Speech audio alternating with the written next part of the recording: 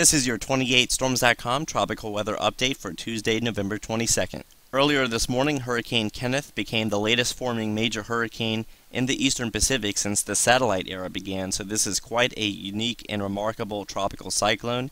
It peaked with a maximum intensity of 145 miles per hour, making it a Category 4. It has now since weakened back down to 135 miles per hour, still a major hurricane nonetheless, but it should begin to undergo significant weakening, especially within the next 48 hours, as it begins to encounter stronger vertical wind shear and cooler sea surface temperatures.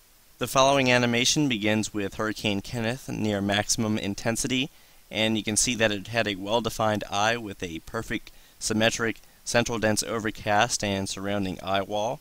But since then the eye has become rather ragged and you can no longer really see the center all that well, so this is a good indication that the storm is on a downward trend and it should weaken below tropical storm status within the next 4 to 5 days.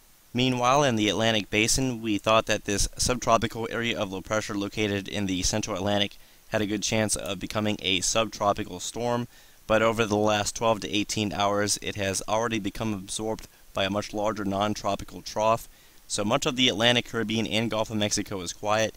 If we go back to the latest enhanced infrared for just one quick second, we can see that there is quite a lot of convection over much of southern Mississippi, Alabama, extending southwestward into lower Louisiana and the Gulf of Mexico, but that is mainly associated with a cold front and no development is expected in that area.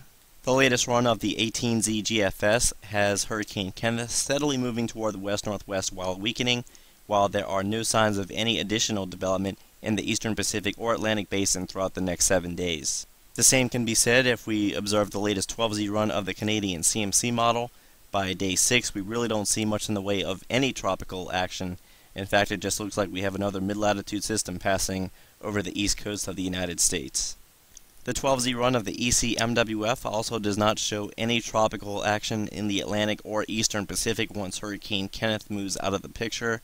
And as we go into day 4 and day 5, all that's really notable is this deep trough beginning to sink into the southern plains and lower Mississippi Valley, and it becomes even more prominent by day 6 or Monday morning.